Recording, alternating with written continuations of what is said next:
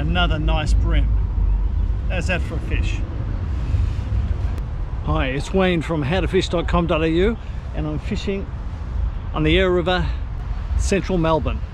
Just trying to check out anything that will come out of this water today. Just had a few hours to do it, thought I'd give it a try. I'm using running burley cage, a small one. I'm casting in close and using a small hook. This is a size 10 with a little bit of chicken on it. The other thing that I was doing was using my blood and guts burley pellets. Now these are an attractor, so if you can get them into the area, into your target zone, they will bring the fish in. All I would do would take about a golf ball size handful of these things and throw them into my target zone. And then about every 15 minutes or so, I'd put half a golf ball size handful in just to keep the fish coming. I wasn't casting out into the river, not into the middle. I was casting sideways, so I was casting parallel to the bank.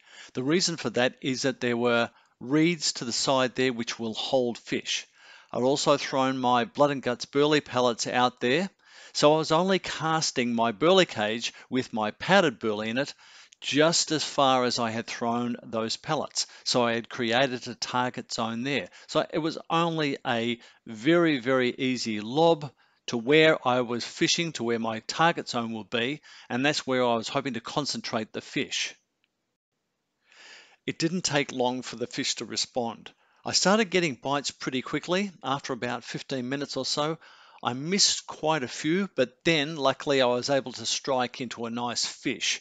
And it's great to have this action right in the city of Melbourne. Not a bad bream.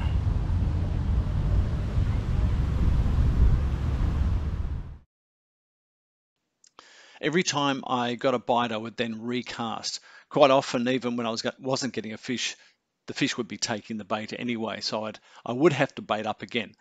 But I'd simply cast into that zone, so the accuracy was really important, cast over the top of where I'd put my burley previously, and then what I do is the same process. After about 15 minutes, I just take a small quantity of my pellets, my blood and guts pellets, throw them over that target zone, and that kept the fish in the area, kept the bites happening. You'll notice that the picture is a bit hazy. Unfortunately, I was on a dusty platform with a wind and had blown dust over the camera lens. So not only did it give it this hazy effect, but I also swallowed quite a bit of that dust, which was particularly unpleasant, but the fishing was so good that I just had to stay. The quality of the fish there was very good. I was surprised that right in Melbourne, right where I work, I could just walk down to the Yarra River and hook into some pretty decent fish, but that's what was happening. Anyway, there was some good bream in there. I think they were the only ones biting on the day, but boy, you know, these bream on light line feel like you've got something much bigger. It is great fun. Another nice bream. How's that for a fish?